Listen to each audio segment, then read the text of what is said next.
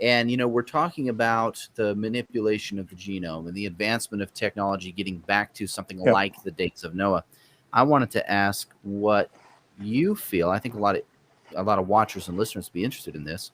What role do you feel that, quote unquote UFOs and aliens might play in the end times? Yeah. It's a really good question, and I think that we ought to be prepared for that. That obviously the world is moving towards a introduction of all of these different types of aliens, and it's becoming very mainstream, and you see the government releasing more information. What we should also be prepared for is they're not going to give us the whole truth, and they're not going to use that information that they release in a way that we can trust or believe. So I think we're going to be shown these beings, and that they're going to be hiding who they actually are. Yep. Because they're not going to come out and say these are fallen angels. I think they're going to create this whole series of beings and understand that angels have that changeling capability that we talked about earlier, that they take any form that they want. You could also expect that maybe there will be bodies created for the bodiless spirits of the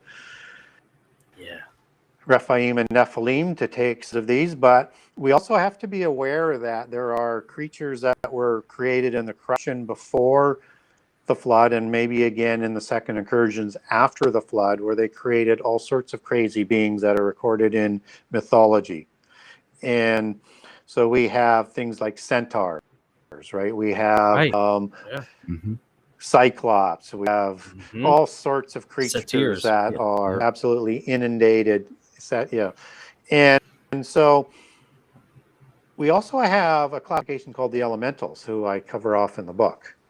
And I only cover 3 of those classifications. There's a 4th one called salamanders, and they're part of the reptilian. But the 3 that I cover off are the little people.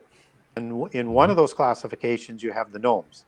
And with the gnomes, you have, and they're part of the ugly group as opposed to the mischievous ones and the good-looking ones.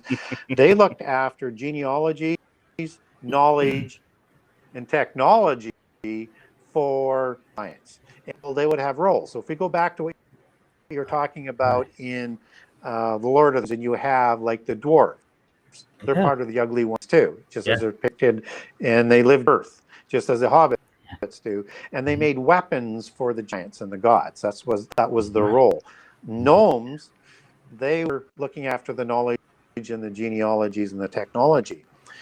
So these are, in the fairy culture, known as the Greys, the Grey neighbors in Scotland, but these are the Grey gnomes, and they come through portals, fairy mounds, in flying machines. So I give examples of these fairy abductions and the sexual and experimentations that they like to do on, because they're trying to renew their genome, or not their genome, but their DNA, because they have reproduction issues.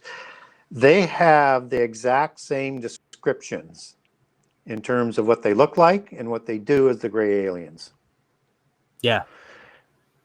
And I think that is part of that sort of Babylon 5 galactic species that we're going to be inundated with in the end time. And so we're going to see reptilians like the salamanders. We're going to see all sorts of different, all going to be represented as these beings that are like in Star Wars, who are fighting against the evil empire, which is how they would view the God of the Bible, and fighting for freedom. And that if we want to sit at that galactic table, we're going to have to join alliance and fight with them against the evil oppressor of the universe. And so, well, I look good in a stormtrooper costume. I'll just tell you that right now. Perception in the time.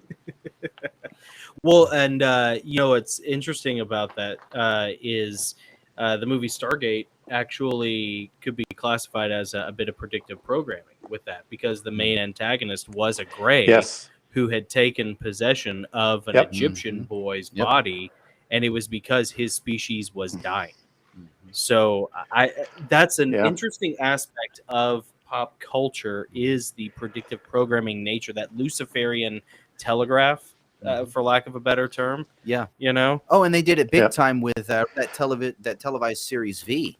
V for, Back in the 80s, the early Yes. 80s, they released Yes. V, which was Yep, a with the reptilians. Well, and yeah, the, and, and the extraterrestrial Goa'uld race. are these little serpentine parasites that Avatar, well, actually they possess the host, as opposed to the other ones, and I can't remember the other ones who share with the human. But what's interesting about the Stargate is that idea of these wormholes and maybe going to another dimension, although they don't do it in the Stargate series. But the reason why I say that that's interesting is that when we talked about Babel earlier, yes, and we to talked overthrow about God. what he to overthrow God, and he was building this tower and he had all of this knowledge. There may have been more to it than that, because in Hebrew, Really, Babel means confusion of languages, which we all know happened there. But the Sumerians have the same account of Babel, with Enmerkar, which is kind of like a Nimrod equivalent, third generation, just as Nimrod was. And the Akkadians come out of Nimrod and out of Sumeria as the biblical genealogies. And in Akkadian, Babel doesn't mean confusion of language. It means El is in God, just as El is the Hebrew word for angel or God in the Bible. And Bab means gate. right? This is a gateway of the gates gods. Babylon. Yeah, Yeah, gateway and of I the wonder gods. whether or not Nimrod was trying to create a wall into another dimension, and or was he trying to get into the dimension where the abyss would be located to let the gods they were honoring with their newly adopted Enochian religion out of the abyss? Right.